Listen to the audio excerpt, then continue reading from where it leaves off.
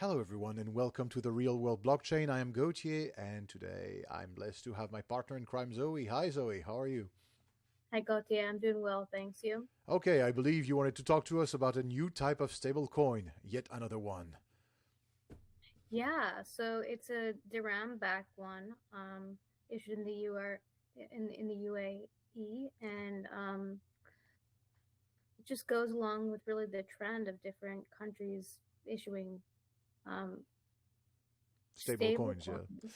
Okay, so It makes sense, due to risk mitigation compared to other cryptocurrencies. yeah, and also it was a wishful thinking to think that these very crypto-friendly countries wouldn't develop their own stablecoin pegged to their official fiat currency. Okay, so there's a sovereign fund that developed that. Back to the dirham, and anything else about that? Do we know if there's any kind of program or any kind of supply control that has been announced already? Um, just that they're fostering regulatory clarity. Mhm. Alrighty, so that part is going to be cool.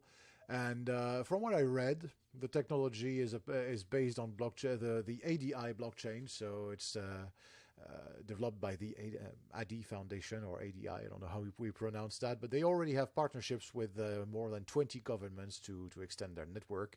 And apparently, applications are beyond simple payments, and they can include many transactions and common goods and processes based on artificial intelligence. So that's a good move for them. Uh, the question is then, what do you think? Are they still going to use the dollar if they have their own stable coin? Are they still going to use USDC? Because from what I've seen in Dubai, they were using it quite a lot. So what do you think? Is it going to take over? No, I don't think completely, and definitely not quickly. If it does take over some of it, that it's going to be slow, a gradual transition. I think all of this really tends to be. So, Yeah, all right. So inertia based to that. All righty. So second thing, well, you might have seen that the UK was not super crypto friendly in the past, right? If you remember, we had talked about that. And it's interesting actually because the UK government proposed a crypto rule in response to scams. So um, basically, the UK government, because of the increasing crypto ownership in the UK, proposed a policy in order to protect people, to protect the UK people from bad actors, scammers, and so they drafted rules for cryptocurrencies, and notably, of course, Bitcoin and Ether. Uh, to bring all the agents in line with the regulations to basically have now whitelisted people, brokers. Do you think this is bad for the sector indirectly? Of course, some regulation can help protect the bad actors, but we know that under the pretense of regulating bad actors, governments tend to regulate also the good ones. So, do you think that this is a good news, a bad news for the UK, or something that will require some attention from the crypto community? well, I, personally would like to continue to follow it more in order to be able to determine, how much good versus how much bad I think it will do. Um, a lot of it is just, kind of doing it in implementing controls in moderation, implementing the required relevant controls, and just ones that make sense with consumer protection first and foremost, um, as far as the emphasis, rather than also really limiting what crypto can do and become in that country. So I think that, yeah, I definitely want to follow this in greater detail to be able to tell. There are no simple answers. I mean, I'm not in policy for a reason, but I do think so far it seems like I'm not going to assume it's a negative thing. Okay, okay. I'm asking this because I know you're an open source girl and you have a huge culture of that. So that's always a debate between the people who are in the open source field and the ones who want more centralized things and private code and so on. So, I mean, I think ultimately the most important thing is that there's proper synchronization and collaboration among stakeholder groups. So, among government entities, among um, crypto related companies, whether it be exchanges, token developers, etc., and having them be in the same conversation as regulators, for example, and as users, and have them all kind of exchange ideas and make sure that whatever regulations are put into place make sense and are strategically aligned.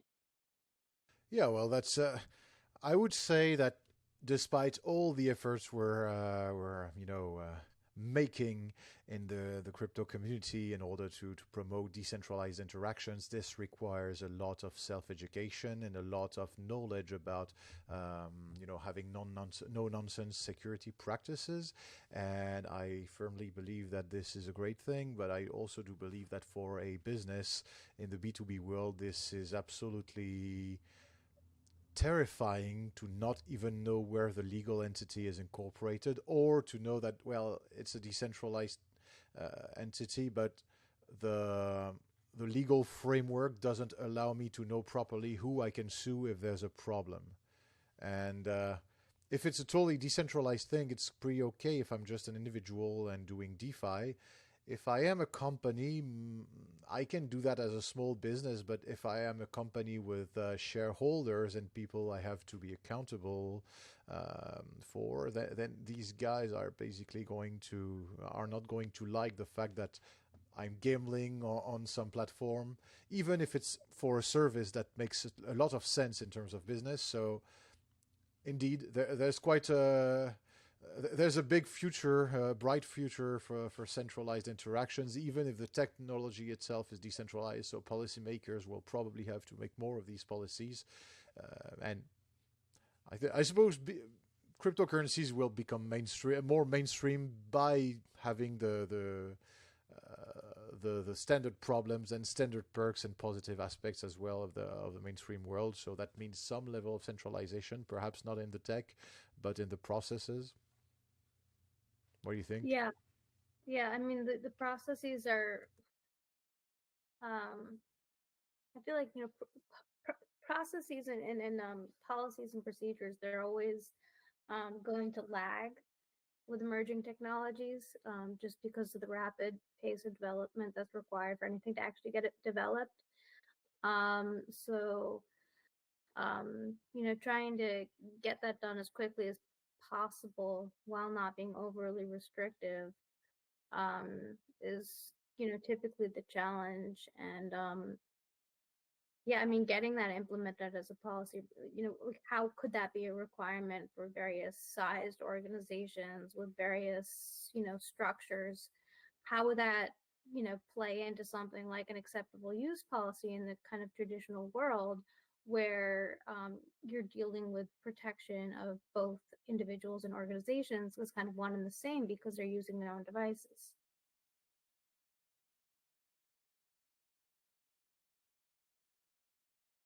Well, we'll see how it turns out in the not too distant future, and I sincerely hope this is for the best. And I think the B2B world still will probably like these policies much more than the B2C world. And I don't know if you have seen the same thing, Zoe, but in my experience, all the small business owners were basically against those policies. And I've been around in Liberland, for example, and many people were telling me, yes, but you can already get paid in Bitcoin and have your decentralized website and your business it's incorporated. And I had a hard time telling these small business owners who had no employees, no HR policy, no big structure. So they were basically a glorified freelancers with some collaborators whom they would pay from time to time. And so these guys had a hard time understanding that, yeah, but if I have employees, I have to legally pay them from a legal entity because these guys also have their own fiscal rules, and yes, you can act like a digital nomad because you don't earn that much money, and you don't want to settle down, so you're basically gaming the system. But if I live in France, for example, I would like to know the policy in order to respect the law. And I think that it's terrifying for any mid to big sized business to not even know whether you're breaking the law or not. So those policymakers at least make business owners sleep much better. But did you see the same thing? Like, yeah, also correlated to the size of the business yourself? Yeah, definitely factors in. Okay, so Certain. it's probably same difference as the mentality. Like you want to be a super geek and an open source guy until your company has 10 employees, and then you have to to relax regarding your principles. All right, Zoe, any last word before we close this episode? Oh no, no. Excited to continuing to follow this because I really want to do see where it goes. I really want to do see, what other people in different positions, specifically folks at larger companies, um, what their response is. And I'm just looking forward to continuing the conversation. Wonderful. Thank you, everyone. This was the Real World Blockchain. This episode brought to you by Web3 Enabler, the company that produces the first and only payment solution in cryptocurrencies on Salesforce and soon other CRMs, ERPs, and many other platforms. Thank you so much, Zoe. Cheers.